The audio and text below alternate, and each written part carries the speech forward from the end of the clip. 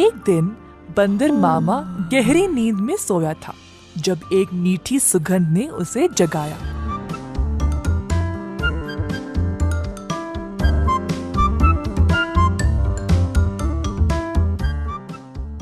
अपनी टोपी और जूते पहनकर बाहर निकल पड़ा खुशबू सूंघते सूंघते।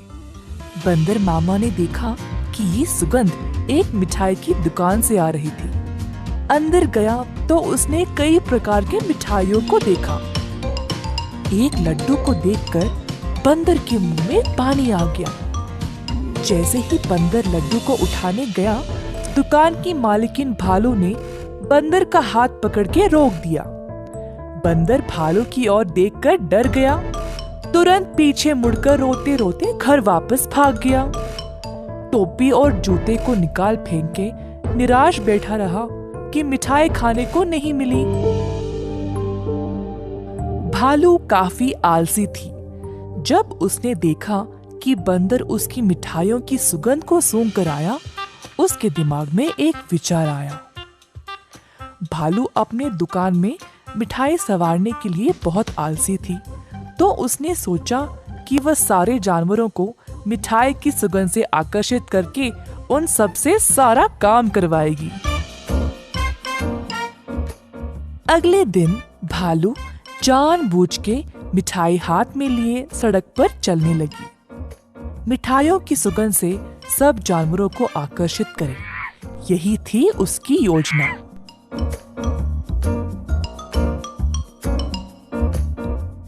खुशबू फिर से बंदर मामा तक पहुंच गई। इस बार बंदर मामा से रहा नहीं गया और उनका जी ललचाया। वह किसी भी हालत में मिठाई खाना चाहता था।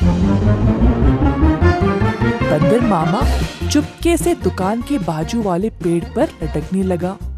जब भालू देख नहीं रही थी, तब बंदर मामा ने लड्डू उठाया और झट से मुंह में डाला। परंतु लड्डू गरम गरम था और बंदर मामा का मुंह ही जल गया। बंदर मामा को बहुत गुस्सा था। जल्दी घर भागा और पानी पी लिया।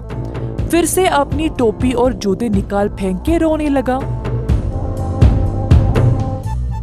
एक छोटा चूहा खिड़की से अंदर आकर बंदर मामा से पूछा कि हुआ क्या। बंदर ने सारी घटना चूहे को सुनाई। चूहे ने बोला कि उसके साथ भी ऐसा ही कुछ हुआ था। हमारे साथ भी कुछ ऐसा ही हुआ था। हमें भी वो मिठाई चखनी है। मेरे पास एक योजना है, लेकिन कुछ दोस्तों की मदद की आवश्यकता होगी। चूहा जल्दी से गया और कुछ दोस्तों को लेकर बंदर मामा के घर वापस आया। चूहे की योजना के अनुसार सारे जानवर दुकान के खुलने से पहले ही वहां पहुंच गए। दुकान के पीछे के रास्ते से एक सुराख बनाया और अंदर घुस गए। एक बंदर सारे मिठाइयों को देखकर ललचा गया।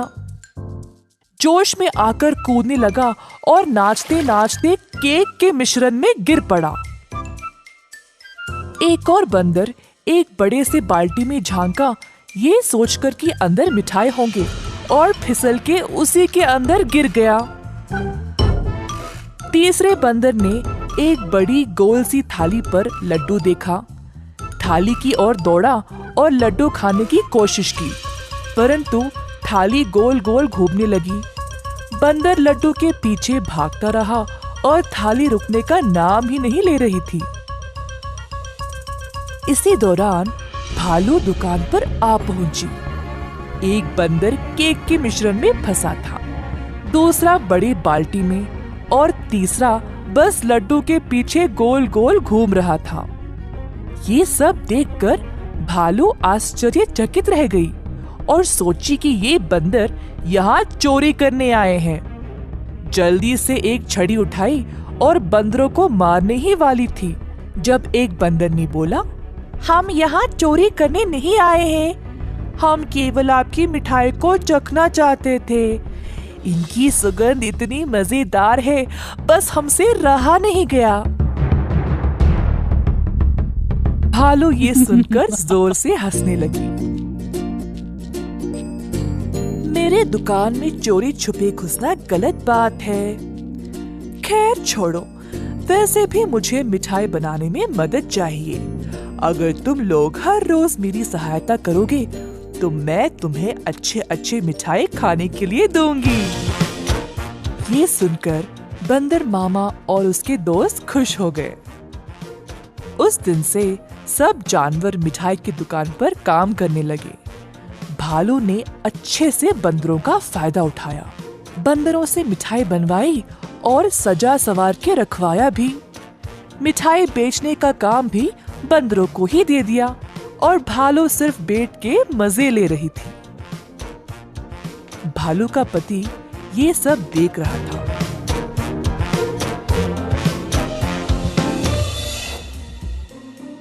तुम तो रोज इतना काम करती हो, परंतु आज आराम से बैठकर मिठाई खा रही हो। दुकान भी बंदरों से भरा पड़ा है। ये क्या हो रहा है यहाँ पे? बंदरों ने मेरा काम आसान कर दिया है। वे खुशी खुशी सारा काम कर रहे हैं और बदले में मुझे ज्यादा कुछ देने की आवश्यकता भी नहीं। बस दिन में एक एक मिठाई देके काम चला रही हूँ। बंदर मामा कोने में इन दोनों की बातें सुन रहा था और ये सब जानकर उसे बुरा लगा। बंदर को एहसास हुआ कि भालू उसका और उसके दोस्तों का इस्तेमाल कर रही थी। बंदर मामा आगे आया और बोला, भालू जी, हमें आपकी मिठाई बहुत ही ज्यादा पसंद है, परंतु आप हमारी इस कमजोरी का फायदा नहीं उठा सकती। ऐसे स्वार्थी बनके किसी को इस्तेमाल करना गलत बात है। आपको दिखता नहीं हम सब यहाँ कितना मेहनत कर रहे हैं। अंत में भालू को अपनी गलती का एहसास हुआ और सुधार लाना चाहा। उस दिन से भालू और उसका पति दोनों दुकान पर जाकर बंदरों का हाथ बटाने लगे और सही पगार भी देने लगे। बंदर मामा खुश था कि भालू ने उसकी बात मानी और अपने व्यवहार को बदल डाला।